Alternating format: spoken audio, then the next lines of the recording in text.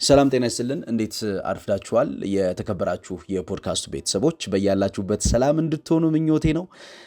ፖድካስቱ እንግዲህ ዛሬ ሰፋ ባለ ጉዳይ የሚመለስ ይሆናል። የአርሰናል የማጥቃት እንቅስቃሴ በዘንድሮ የውድድር ዓመት ለምንድን ነው የተፈተነው የሚል ሐሳብ ይዤ ነው ቆይታ የማደርገው። በተለይ ከሚኬል አርቴታ ካለው የጨዋታ ኦፕሽን ካለው የጨዋታ የራሱ መንገድ ጋር በተያያዘ ምናልባት ይህን ነገር ማስተካከል የሚችልበት እድሉ የለውም ወይ የሚለውን ለማየት እንሞክራለን። በተለይ ሚኬል አርቴታ ከውሳኔዎች ጋር በተያያዘ የውሳኔ ሪጂዲቲ አለበት ተብሎ ከሚታሰቡ አሰልጣኞች መካከል አንዱ ነው። አሁን ከባለፈው ነጥብ መጣል በኋላ ከወልቭሱ ጨዋታ በኋላ ሚኬል አርቴታ በተሻለ ጨዋታን ማሸነፍና በተሻለ ጨዋታን መቆጣጠር የሚችልበት እድል ነበረው። ነገር ግን ያን ማድረግ ያልፈለገው አርቴታ ፈሪ ስለሆነ ነው የሚለዋል። ፈሪ ነው ወይ አርቴታ? አርቴታ በእንቅስቃሴ የፖዚሽናል ፕሌይ መስራቾች በኋላ የመጣው ምናልባት ሶስተኛው ትውልድ ነው የምንለው የፖዚሽናል ፕሌይ የጨዋታ ሐሳቦች ውስጥ ሶስተኛ ትውልድ ነው የምንለው ሚኬል አርቴታ ሄቪሊ ኢንፍሉዌንስድ የሆነው በፔፕ ጋርዲዮላ የጨዋታ ታክቲክ እንደሆነ ይታወቃል። ይህንን ለማድረግ እየፈራ ነው ወይ የሚለውን ለማየት እንሞክራለን። በተለይም ደግሞ ተጫዋቾችን ይሄ ሮቴት የሚያደርግበት ዳይናሚዝሙን የሚጠይቅበት ይሄ ስፔሻላይዝድ ያደረገባቸው መንገዶቹ የተሻለ የሚባለውን ነገር ለመፍጠር ከተጫዋቾች አቅም ከተጫዋቾች የጨዋታ እንቅስቃሴ ጋር የሚሄድበት እድገቱ ትልቅ የሚባል አሰልጣኝ ነው። አርቴታ በነገራችን ላይ the ዊንዶግ የሚባል የጨዋታ እንቅስቃሴ ሁሉ የፈጠረ አሰልጣኝ ነው። ይሄ ማለት ኢንትሮዲዩስ ያደረገው ሐሳብ በተለይ ፋሚሊ ላይክ እንዲሁም ክሪኤቲቭ የፖዚቲቭ አትሞስፌር ከዛ ውጭም ደግሞ ኢዝ ስትረስ ጫናን ጭንቀትን ማላቀቅ የሚፈልግ ሰው ይሄ በዊንዶግ በሚባለው የጨዋታ እሳቤ ውስጥ እንዲያልፍ ሁሉ ማድረግ የቻለ በራሱ መንገድ ራሱ የሆነ ነገር እየፈጠረ ያለ አሰልጣኝ አርቴታ። ነገር ግን ለምንድን ነው እየተቸገረ ያለው? እነዚህን ሁሉ ነገሮች መፍጠር እየቻለ እነዚህን ሁሉ ነገሮች ፈጥሮ ለምንድን ነው እየተቸገረው የሚለው ለመመልከት እሞክራለሁ። አብራችሁኝ ቆይታ እንድታደርጉ ከወዲሁ እጋብዛችኋለሁ። የመጀመሪያው በሚኬል አርቴታ የጨዋታ ሐሳብ ውስጥ አንድ የሚጠየቅ ጥያቄ አለ። ዳይናሚክ ሮቴሽን። በዳይናሚክ ሮቴሽን ውስጥ ባለፉት 3 ዓመታት አርሰናል የተጠቀማቸው ተጫዋቾች በእንቅስቃሴ ወደ ተጋጣሚ ሜዳ እየሄደ ተጋጣሚ ሜዳን የሚያንኳኳ ተጋጣሚ ሜዳ ውስጥ ሄዶ ጫና የሚፈጥር ቡድን ነው መስራት የሚፈልገው። ይሄ ወደ ተጋጣሚ ሜዳ እየሄደ ወደ ተጋጣሚ ሜዳ እየገባ ጫና የሚፈጥረው እንቅስቃሴ ግን ምን አጋጥሞታል መሰላችሁ? የተጫዋቾች የተተካኪነት ሚና ችግር አጋጥሞታል። የተጫዋቾች የተተካኪነት ሚና በሚኬል አርቴታ መደጋገም አለመቻሉ ተጫዋቾችን ለፋቲግ ለአእምሮና ለአካል ድካም አብቅቷቸዋል። ለምሳሌ ባሳለፍነው የውድድር ዓመት 2024 እና 2023 ከተመለከትን 2023 24 2024 እና 25 ከተመለከትን የሚኬል አርቴታ ትልቁ ችግር የነበረው ምንድነው? የስኳድ ዴብዝ ችግር ነበረ። በስኳድ ዴብዝ ችግር ተጫዋቾች ከ50 በላይ ጨዋታዎችን በሲዝን ያደርጋሉ። ይሄ ሃይ ኢንቴንሲቲ ሎድ የሚጠይቁ ጨዋታዎች ናቸው እነኚህ ተጫዋቾች የሚጫወቱት። ስለዚህ ምን ይሆናል ማለት ነው? ጉዳት ሲያስተናግዱ የሚደጋገም ጉዳትና ጉዳት ካስተናገዱ በኋላ ተመልሶ ለመምጣት ብዙ ጊዜ የሚወስድ የተጫዋቾች የሪከቨሪ ታይም ይኖራል ማለት ነው። ይሄ የተፈጠረው ከተጫዋቾች ከተተካኪነት ሚና ጋር ተጫዋቾችን መተካካት ባለመቻሉ የተፈጠረ ችግር ነው። ይህንን ለማስተካከል ምንድን ያደረገው አርሰናል ዘንድሮ በርካታ ተጫዋቾችን ወደ ቡድኑ አመጣ። እነኚህ ተጫዋቾች ወደ ቡድኑ ከመጡ በኋላ የሚለዋወጥ የጨዋታ ሚና ተሰጣቸው። የሚለዋወጠው የጨዋታ ሚና ለምሳሌ ረጅም ጊዜ ጉዳት የሚጎዱ ተጫዋቾች ረጅም ጉዳት እንዳያስተናግዱ የጨዋታ ቀናቸው የተሻለ ፐርፎርም የሚያደርጉበት በአእምሮ ነፃ ሆኖ ጨዋታዎችን የሚያደርጉበት ጊዜ እንዲኖር ፍቃድ ሰጠ። ይህም በዘንድሮ የውድድር ዓመት እስከ ጥር ድረስ ጤነኛ ሆኖ ቀጠለ። ነገር ግን ሚኬል አርቴታ ማርሹን መቀየር የሚገባው ሰዓት ላይ ማርሹን መቀየር አልቻለም። ይሄ ከጥር በኋላ ባሉት ጨዋታዎች ላይ አብዝቶ የሚጠቀማቸው ተጫዋቾች በተለይም ደግሞ በአእምሮና በአካል መዳከማቸው የተጫዋቾች ለውጦች በሚያስፈልጉት የጨዋታ ስትራክቸር ላይ እነኚህ ተጫዋቾች መቆየታቸው ደግሞአለሁ እነዚህ ተጫዋቾች መቆየታቸው የቡድኑን የስትራክቸር እድገት ፈተነበት ማለት ነው። ለምሳሌ በግብ ጠባቂ ቦታ ላይ ዳቪድ ራያ ተደጋጋሚ ጥፋቶችን እየሰራ ይገኛል። የዳቪድ ራያ ተደጋጋሚ ጥፋቶች ረፍት አያስፈልገውም ወይ ወደሚል ሐሳብ አመጣ። ኬፓ አሪዛባላጋ በዘንድሮ የውድድር ዓመት እንደተመለከትነው የኤፍኤ ካፕና የሊግ ካፕ ጨዋታዎች ላይ በተሰጠው ዕድል ጥሩ ፐርፎርም እያደረገ ይገኛል። አንዳንዴም ቻምፒየንስ ሊግን ትልልቅ ባልሆኑ ጨዋታዎች ላይ ሊጠቀምበት እንደሚችል ግልጽ ነው። ነገር ግን የሱ ፐርፎርማንስ የታየበት የኤፍኤ ካፕና የሊግ ካፕ ጨዋታዎች ላይ ነው። ዳቪድ ራያ በአእምሮ የመዳከም ስሜት ውስጥ እየገባ ያለ ይመስላል። ኮንሴንትሬሽኑን የሚያጣባቸው የጨዋታ ቀናቶች አሉ። በእርግጥ ተጫዋቹ ቶፕ ኳሊቲ ተጫዋች ስለሆነ ስህተቶቹ ገነው አያወጡበትም ወይም ደግሞ ስህተቶችን በስህተቶች ያርማል እንጂ ዳቪድ ራያ የዘንድሮ የውድድር ዓመት ስህተቶቹ ከፍተኛ ዋጋ የሚያስከፍሉ ስህተቶች ነበሩ። አምና ጎል ሊድ የሚያደርጉ ኤረር ሊዲንግ ቱ ጎልስ ካስመዘገቡ ግብ ጠባቂዎች መካከል አንዱ ነው። ወደ 3 ኤረር ሊዲንግ ቱ ጎል አስመዝግቧል የተጫዋች። ዘንድሮ ዳቪድ ራያ ራሱ ስላረማቸውና እንቅስቃሴዎቹን ቶሎ ማስተካከል ስለቻለ ነው እንጂ በዘንድሮ የውድድር ዓመት በአጠቃላይ 2025 ዳቪድ ራያ 4 ኤረር ሊዲንግ ቱ ጎልስ ስህተቶችን ሰርቷል።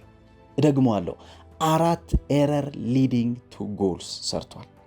ይሄ የዳቪድ ራያ ፐርፎርማንስ ምናልባት በሜዳ ውስጥ አፕን የሚያደርግ ቢሆንም ሚኬል አርቴታ ግን የዚህን ተጫዋች አእምሮ ማሳረፍ ያለበት ሰዓት ላይ ግን ደርሷል።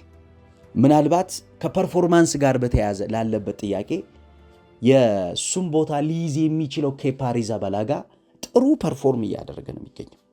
እንደ ኬፓ አይነት ግብ ጠባቂዎች ወደ አንድ ቡድን ይዛቸው የምትመጣው ለኤፍኤ ካፕ ወይም ደግሞ ለሊግ ካፕ ጨዋታዎች ብቻ አይደለም። የኬፓ ብቃት በዳቪድ ራያ ጥሩ አለመሆን ሰዓት እዛ ቦታ ላይ ቆመው ትከሻቸውን መታ አድርገህ ኃላፊነቱን ለአንተ ሰጥቻለሁ እንድትላቸው ነው የምታመጣቸው። ስለዚህ ሚኬል አርቴታ ዳይናሚዝም እየቀነሰ ነው እያልኩ ያለውበት ምክንያት 4 ኤረር ሊዲንግ ቱ ጎልስን የፈጠረውን ግብ ጠባቂ አሁንም እየተጠቀመበት ነው የሚገኘው። አሁን መጠቀም አለበት፣ ነገር ግን ማረፍ ይጠበቅበታል። አንዳንድ ጨዋታዎች ላይ ለምሳሌ በወልቭሱ ጨዋታ ላይ ይህን ተጫዋች ማሳረፍ የሚችል ቢሆን ኖሮ የተሻለውን የቶትናሙን ጨዋታ በአእምሮ ዝግጁ ሆኖ እንዲመጣ ያግዘዋል። ክራይፍ የሚናገረው ነገር አለ። ሁሌም ቢሆን እኔ የእግር ኳስ እይታዬን እንድቀይር ካደረጉኝ ሰዎች መካከል ዮሐን ክራይፍ አንዱ ነው። ክራይፍ የሚናገረው ነገር አእምሮህ እስካልታዘዘ ድረስ የዓለማችን ኮከብ መሆን አትችልም ይላል። አእምሮህ እስካልታዘዘ ድረስ የዓለማችን ኮከብ ግብ ጠባቂ ኮከብ ተጫዋች መሆን ማትችለው አእምሮህ እምቢ ስላለ ነው። በአርሰናል ግብ ጠባቂው ዳቪድ ራያ አእምሮ እምቢ የሚለው ሰዓት አለ። ስለዚህ ይሄ አእምሮ እምቢ የሚለውን ሰዓት ምንድነው ማድረግ ያለበት? በሌላ ተጫዋች መተካት። ይሄ ማለት ቦታውን ማሳጣት አይደለም፣ ሪፍሬሽ ማድረግ። ኮምፒውተር ለምሳሌ ስታክ ያደርግባል። ኮምፒውተር ስታክ ሲያደርግ ኮምፒውተሩን ሪፍሬሽ የምታደርገው ኮምፒውተሩን ስለማትፈልገው አይደለም፣ ስለምትፈልገው ነው። ኮምፒውተሩን ሪፍሬሽ ካደረግከው በኋላ እንደገና ዶክሜንት ትጭንበታለህ ወይም ደግሞ እንደገና ስራ ትሰራበታለህ። ምክንያቱም ኮምፒውተሩን ትፈልገዋለህ። ግን የፈለገው ነገር ምንድን ነው? ኮምፒውተሩ እንደገና መስራት የሚችልበትን አቅም እንድታዘጋጅለት ነው የሚፈልገው። ያን ነው እያደረገ ያለው። በአርሰናል በኩል ግብ ጠባቂው ዳቪድ ራያ ምናልባት እኔ ኤክስፔክት አድርጋለሁ ከዚህ በኋላ በሚደረጉ ጨዋታዎች ሚኬል አርቴታ ሊወስን ይችላል ብዬ አስባለሁ። ኬፓ አሪዛባላጋ የሚጠቀምበት ጨዋታ ሊኖር ይችላል ብዬ አስባለሁ። ትልቅ ጨዋታ ላይ ሊጠቀም ይችላል። ኬፓ በዘንድሮ የውድድር ዓመት ጥሩ ፐርፎርም እያደረገ ስላለ ማለት ነው። 4 ስህተት በ2025-26 ፈጥሯል ይሄ ተጫዋች። ስለዚህ ከዚህ በኋላ ይህንን ስህተት መታገስ የለበትም ማለት ነው። ሁለተኛው በሚኬል አርቴታ ቡድን ውስጥ በተለይ በጣም ወሳኝ የሚባለውና የቡድኑ አሁንም እኔ ደግሜ ትናንትናም በነበረው ፕሮግራሜ ለማንሳት ሞክሬያለሁ ከተከታተላችሁት፣ በማጥቃት እንቅስቃሴ ውስጥ በጣም መሰረታዊ የሚባለው ነገር የተከላካይ መስመር ተጫዋቾች የሚቆሙበትና የተከላካይ መስመር ተጫዋቾች በእንቅስቃሴ ኦፕሬት የሚደረጉበት መንገድ ነው። ኦፕሬት የሚደረጉበት መንገድ ትክክል ካልሆነ የማጥቃት እንቅስቃሴ ሊያድግና ተጋጣሚ ጫና ውስጥ ሊከታ አይችልም። ስለዚህ የመከላከል እንቅስቃሴ የማጥቃት እንቅስቃሴ ኢንሳይሰር ነው ማለት ነው፣ ቀስቃሽ ነው ማለት ነው። በአርሰናል አሁን ትልቁ ፈተና እየተፈጠረ ያለው ምንድን ነው? የተከላካይ መስመር ተጫዋቾች ሰፖርት አለማግኘታቸው ከማጥቃት እንቅስቃሴው ጋር ያለው ግንኙነት ላልቷል። በነገራችን ላይ ከአርሰናል የመሃል ተከላካዮች በጨዋታ ቢያንስ 23 ኳሶች ወደ ማጥቃት እንቅስቃሴዎች ይሄዱ ነበር ከመሃል የተከላካይ መስመር ተጫዋቾች። አሁን በወልቭሱ ጨዋታ ብቻ እንኳ በግማሽ ቀንሷል። ስለዚህ የመከላከሉን ጥብቀት ወደ ማጥቃት እንቅስቃሴ የሚመሩ ሊንክ የሚያደርጉ ልክ እንደ ግሉ የሚያገለግሉ ያን ሐሳብ የሚያጣብቁ ሰዎች ይፈልጋሉ። እነኚህ ተጫዋቾች የ6 ቁጥር ሚና ያላቸው ተጫዋቾች ናቸው። ምናልባት የአርሰናል የማጥቃት እንቅስቃሴ እድሳት ካስፈለገው የማጥቃት እንቅስቃሴው አድጎ የተሻለ መሆን አለበት ብለን ካሰብን ትልቁ ፖይንት የሚሆነው የመከላከል ስትራክቸሩ ሽፋን የሚያገኝበትና ከአማካኝ የ6 ቁጥር ሚና ወደ ማጥቃት የ8 እና የ10 ቁጥር ሚና የሚደረጉ ሽግግሮች ስቴቢሊቲን መልሶ ማግኘት ያስፈልጋል። ሞቢሊቲው ቀንሷል። የኳስ ሪሲቪንግ አንግሎቹ እየወረዱ መጥተዋል። ወደ ኋላ ድሮፕ ሆኖ ተመልሶ መጥቶ ተከላካዮችን ሽፋን ሰጥቶ የተከላካዮችን ጫና ተቀብሎ ወደፊት የሚሄዱ ሽግግሮች እጅግ በጣም እጥረት እያጋጠማቸው ነው። ምናልባት በቀጣዩ የቶትናሙ ጨዋታ ለአርሰናል አንዱ ትልቁ ፖዚቲቭ ነገር ይሆናል ብዬ ማስበው አሁን ባለው መረጃ ካይ ሃቨርትዝ ሊመለስ ይችላል የሚል ዜና እያየው ነበር። የካይ ሃቨርትዝ መመለስ እንዳለ ሆኖ ግን ከካይ ሃቨርትዝ እንቅስቃሴ ጀርባ ደግሞ የካይ ሃቨርትዝን ወደፊት የሚመጣውን ፕሮግረስ የሚቆጣጠርና ያን እንቅስቃሴ የሚመራ ተጫዋች ግን ይፈልጋል አርሰናል። በተለይ በዚህ የጨዋታ እንቅስቃሴ እኔ በአእምሮም በአካልም እየተዳከመ የሚገኘው ዙቢሜንዲ እረፍት ያስፈልገዋል። ዙቢሜንዲ ኳስ ተቀባይነቱ እየቀነሰ በተለይም ደግሞ በትልልቅ የጨዋታ ፊዚካል ባትሎች ላይ የዱዌል ችግር እያጋጠመው። በነገራችን ላይ በማንቸስተሩ ጨዋታ፣ በቶትናሙ ጨዋታ እንዲሁም በወልቭሱ ጨዋታ በድምሩ አጠቃላይ ዙቢሜንዲ በእግር ኳስ ህይወቱ አጋጥሞት የማያውቀው ዱዌል ነው የተሸነፈው። በአጠቃላይ ወደ 13 ዱዌሎች ተሸንፏል። 13 ዱዌሎች ተሸንፏል። ይሄ የዙቢሜንዲ ፐርፎርመንስ ዱዌል ከተሸነፈ በኋላ ወደ መጨረሻው የሪከቨሪ ሲቹዌሽን ቡድኑ ቶሎ እንዲገባና ቡድኑ እንዲዘጋጅ ለማድረግ በሚደረገው ሂደት ውስጥ ሌላ ሎድ እየፈጠረበት ነው የሚገኘው። ስለዚህ ምንድነው መደረግ ያለበት ማለት ነው? የዙቢሜንዲን እንቅስቃሴ የሚያግዝ ሐሳብ ሚኬል አርቴታ ማዘጋጀት አለበት። ያን ማድረግ ካልቻለ መተካካት ነው። ለምሳሌ ክርስቲያን ኖርጋርድ አንዱ ነው። ክርስቲያን ኖርጋርድ እኔ በተደጋጋሚ አንስቼዋለሁ። የዚህን ተጫዋች ፐርፎርማንስ በተመለከተ ያለፉት 3 ሳምንታት በተደጋጋሚ እያነሳሁት ነው። የቶትናሙ ጨዋታ አንዱ ትልቁ የአርሰናል ብልጫ ሊወስድ ይችላል ብዬ የማስብበት ሐሳብ የዚህን ተጫዋች አጠቃቀም ካስተካከለ ነው። አጠቃቀሙ ካስተካከለ ተጫዋቹን የሚጠቀምበት ጉልበት መፍጠር ከቻለ ይህን ተጫዋች የሲስተሙ አካል ማድረግ የሚችል ከሆነ ምናልባት አርሰናል በአማካኝ ክፍል ላይ ተፈጥሮበት የነበረውን ክፍተት ሊሞላ ይችላል። እንደምታውቁት የ6 ቁጥር ሚና ተጫዋቾች አብዛኛውን ጊዜ የማጥቃቱ መሪዎች ናቸው። ምክንያቱም የዋይድ ስፕሬድ የሆነ የኳስ ሽግግሮች መነሻዎች ናቸው። የሚዲየምና የሎንግ ቦል ሲቹዌሽኖችን እነዚህ ተጫዋቾች ዲክቴት ስለሚያደርጉ፣ እነኚህ ተጫዋቾች ስለሚቆጣጠሩ፣ እነኚህ ተጫዋቾች ስለሚያዙ ከነኚህ ተጫዋቾች እግር የሚወጡ የቀኝና የግራ ማጥቃት እንቅስቃሴዎች የሚወሰኑት በተጫዋቾቹ አእምሮ ነው። ከ9 ቁጥር ቦታ ተነስተው ወደኋላ ድሮፕ አድርገው ከነዚህ ተጫዋቾች ኳስ የሚቀበሉና የ8 ቁጥርና የ10 ቁጥር ተጫዋቾችን እንቅስቃሴና ተስፋፊነትን ማረጋገጥ የሚችሉ ተጫዋቾች ከቨር የሚያገኙት ከነዚህ ተጫዋቾች ነው። ምክንያቱም የዲፌንሲቭ ሪስፖንሲቢሊቲ የሚቀንሱ እነዚህ ተጫዋቾች ናቸው። አርሰናል የዲፌንሲቭ ሪስፖንሲቢሊቲው ጥያቄ ውስጥ የገባው ለምንድን ነው ካላችሁኝ፣ በሜዳ ውስጥ በዱዌል እየተሸነፈ የሚገኘው ዙቢሜንዲ በኳስ እንቅስቃሴ ለተጋጣሚ ምቹ ሆኖ እየቀረበ ስላለ። በጣም ብዙ ቁጥር ነው ቅድም የነገርኳችሁ። በየጨዋታዎቹ በአማካኝ 4 ዱዌል ይሸነፋል ማለት። በትልቅ ጨዋታዎች 4 ዱዌል ከተሸነፍክ እነዛን ዱዌሎች ማስተካከል የምትችልበት ሪከቨሪ ስፔስ ከሌለ፣ እነዛን ዱዌሎች የምታስተካክልበት ሪከቨሪ ቪው ከሌለ አደጋ ነው። ምክንያቱም በእነኚህ ሁኔታዎች ውስጥ ነው አደጋውን እያሸተቱ አደጋውን ማክሲማይዝ ማድረግ የሚፈልጉ ቡድኖች አድገው የሚመጡብህ ማለት ነው። አሁን አርሰናል እየተቸገረ ያለው ያ ነው። አርሰናል ከአማካኝ ክፍል በሚነሱ እንቅስቃሴዎች የሚቆረጡ ኳሶች ወደ ኋላ በሚመጡ ሰዓት የተከላካይ መስመር ክፍሉን ያልፈለገው ጫና ውስጥ ይከቱታል። ስለዚህ ይሄን ያልፈለገውን ጫና እንዴት ተቆጣጥሮ ወደ ተሻለ የቡድን እንቅስቃሴና እድገት መምጣት አለበት ለሚለው ሌላ የቤት ስራ ይጠይቃል ማለት ነው። አርሰናል በጣም ጥሩ በነበረበት ሰዓት እኮ ትናንትና ሰርቼዋለሁ ከሰማችሁት፣ ጫና ይፈልጋል አርሰናል። ጫና የሚፈልገው ለምንድን ነው? ጫና ሰብሮ መሄድ የሚችልበት ስኪሉ ስላለው፣ ጫና ሰብሮ መሄድ የሚችልበት አቅሙ ስላለው፣ የተጫዋቾች ዴብዝ አለው፣ ኳሊቲ አለው። አሁን ላይ ግን ጫና ሰብሮ ለመሄድ በሚያስችል ስነ ልቦናና የተጫዋቾች ኳሊቲ መተካካት ውስጥ አይደለም ያለው።